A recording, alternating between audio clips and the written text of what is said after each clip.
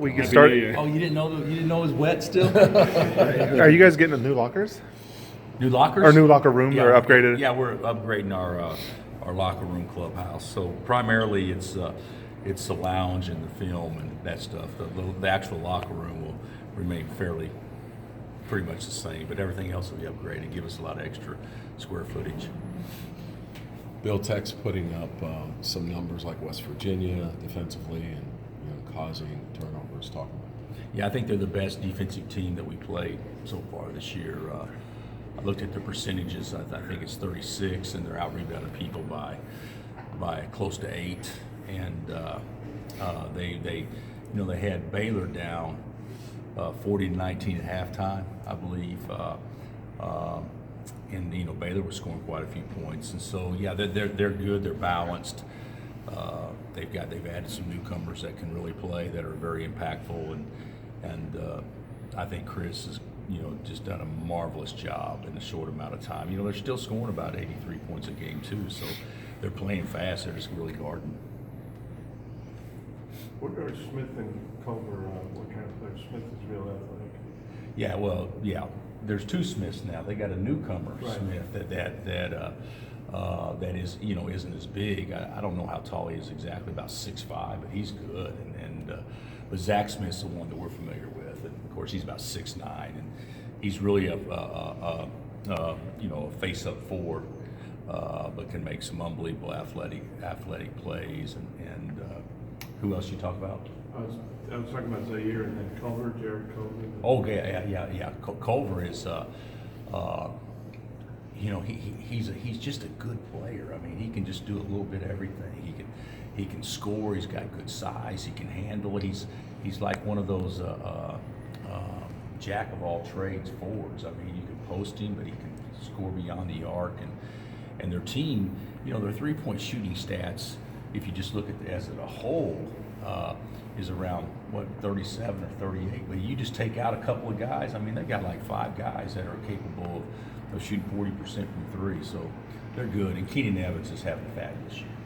Coach, with the way you guys shoot the 3, we're going to see a high-scoring game, I would imagine. But what's made your team so effective behind the arc? Now you got good shooters. We got 4 good shooters. I mean, Malik and Devontae and Svi and Legero can all make shots, but the thing that's a little bit, nervousome, if that's a word. Is it a word? Nervousome? I think it is a word. It should be if it's not. Webster should have included that one.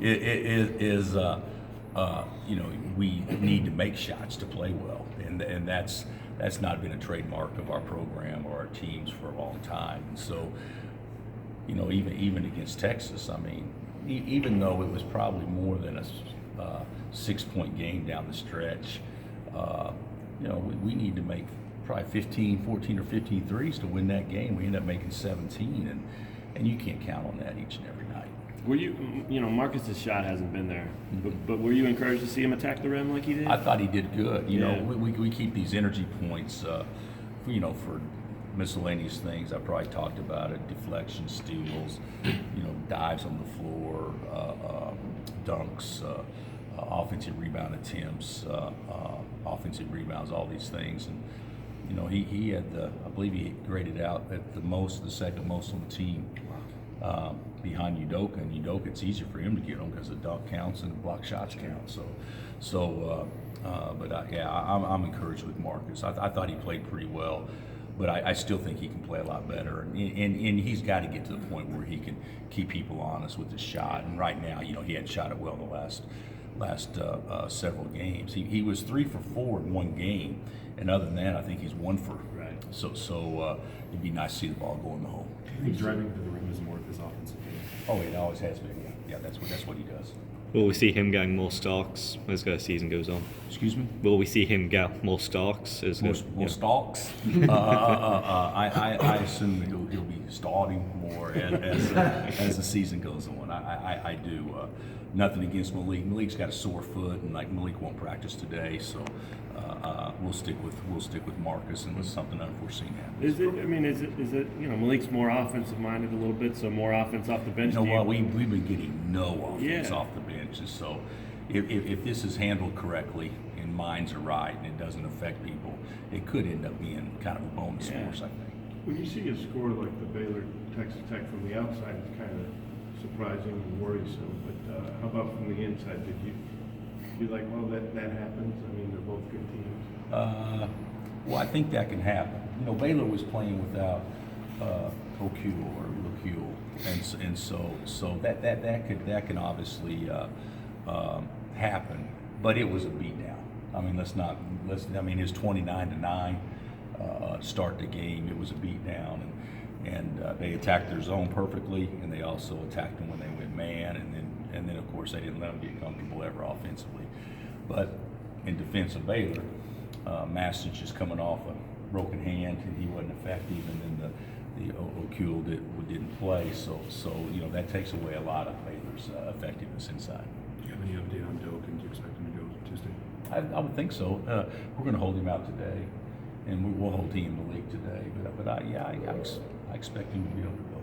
What do you think of his performance against Bama the other night? I thought after nobody will think this, but after the first 5 minutes, played him even except for block shots. You know, you look at rebounds, 15-13. You look at points. You know, after the first 5 minutes, Bamba had 11 points 5 minutes into the game, and he ended with what he ended with 24 or something, 22. Yeah. So he got 11 the last, you know, and Doak got 13.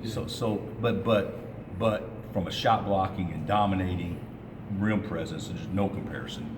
Bamba was unbelievable, but after Doak kind of settled in, I think he realized that his back was okay. He was, you know, he was nervous and scared on his back. I think that he did much better. But to start the game, that was a you know, clinic by Bamba on how to protect the rim and obviously you know, how to score off of dump offs and energy points. So I mean, Bamba obviously got the best of him. I'm not saying that at all. But after the first 5 minutes, it was somewhat neutralized.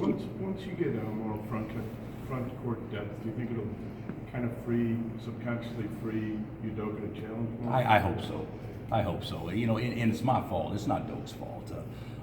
You know, when we found out right before we played Kentucky, Billy's situation, my whole deal was, hey, Doak, you know, you can't get to the first half. You know, that was kind of my mindset, and I think that's been his mindset too.